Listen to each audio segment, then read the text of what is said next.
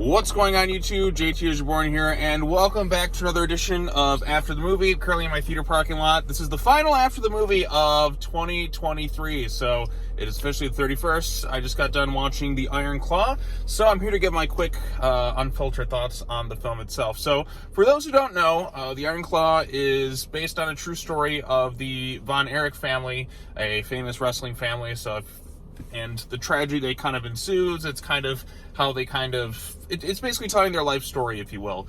And it's A24, so it's very dramatic. It stars Zac Efron, Jeremy Allen White, and a few other actors in between. I think I even saw a few wrestler cameos in it, and other actors play various pro wrestlers throughout the film. There's somebody who plays Harley Race. There's somebody who plays Ric Flair, and as somebody who's a major pro wrestling fan, such as myself, the portrayal of Ric Flair, like the actor that got to play Rick was just not good at all. They should have just cast Jay Lethal, or just had him dub the voice or something like that, because whoever they got to play Ric Flair, if you're somebody who's watched as much wrestling as me, and you know Ric Flair and, you know, various other wrestlers, and you see that, you're just like, it's off. It's very off. But I'm not quite as familiar with the Von Erich family story. I know there was like a big tragedy that involved it, and my goodness, this movie definitely gets pretty sad. But I did enjoy this movie quite a bit, actually. So, Zac Efron, I'll give the guy props. This is his best performance he's ever given, without question. Yeah, he's done a lot of musicals and comedies and stuff. In terms of pure dramatic acting, this is by far, above none, the best work of his entire career. He's really good in this thing. He plays Kevin Von Erich, and then you get the other brothers involved, and they have this kind of really small wrestling promotion. You have the NWA stuff. They're trying to become NWA champion. The father is really kind of harsh to these boys growing up. It's his form of tough love, if you will.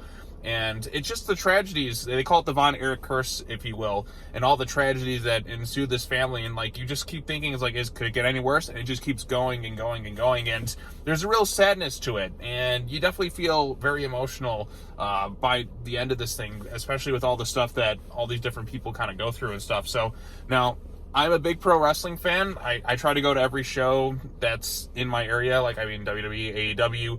I used to watch WCW growing up, and I've seen tidbits of ECW and that too.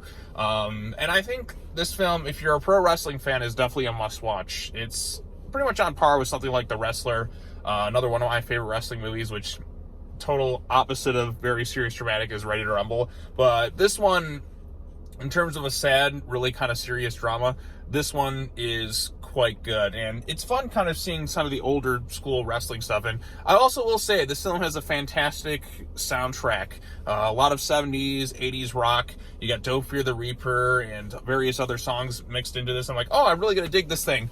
The first half, it's like, oh yeah, I'm really digging this. The second half, once a lot of the tragedies start to ensue, that's where it really starts to take an emotional toll on you. Watching this thing, I'm like, oh good God, it just keeps getting sadder and sadder and sadder as it goes about, and it's not necessarily an easy thing to kind of have to watch for some people, because there's so much tragedy that ensued this family, and their perseverance just trying to like keep going, if you will. You see the beginnings of their promotion, how it shifted, if you will. The wrestling sequences are pretty good. You definitely feel the intensity of each movement, like when Zac Efron takes a suplex on the concrete, which, I mean, you're taking a suplex on concrete. That's really, really gonna hurt. But things are a lot different than as they are compared to now. Things are a little bit more safer, if you will, a little bit more.